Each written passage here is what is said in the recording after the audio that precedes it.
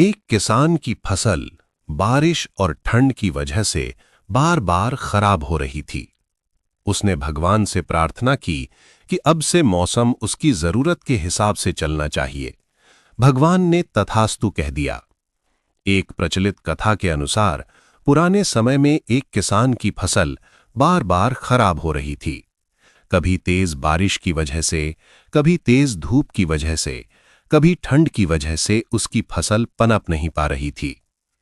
एक दिन इससे दुखी होकर किसान भगवान पर नाराज हो गया। वो भगवान को लगातार कोस रहा था। तभी वहां भगवान प्रकट हुए। किसान ने भगवान से कहा कि भगवान, आपको खेती की बिल्कुल भी जानकारी नहीं है।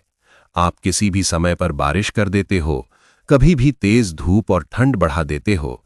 इससे हर बार मेरी फसल खराब हो जाती है। आप मेरी अगली फसल तक मेरे अनुसार मौसम कर दीजिए।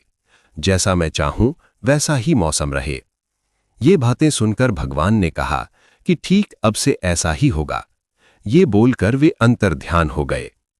अगले दिन से किसान ने फिर से गेहूं की खेती शुरू कर दी। अब जब वह बारिश चाहता था तब बारिश होती।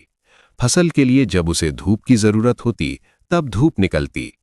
इस तरह उसकी इच्छा के अनुसार मौसम चल रहा था। धीरे धीरे उसकी फसल तैयार हो गई। हरे भरे खेत को देखकर किसान बहुत खुश था। जब फसल कटाई का समय आया तो उसने देखा कि फसल की बालियों में गेहूं थे ही नहीं, सब की सब खोखली बालियां थीं। ये देखकर उसने फिर से भगवान को याद किया। भगवान प्रकट हुए तो इसकी वजह पूछी। भगवान ने कहा कि तुम्हारी फसल ने बिल्कुल भी संघर्ष नहीं किया है, इसी वजह से ये खोखली हो गई है।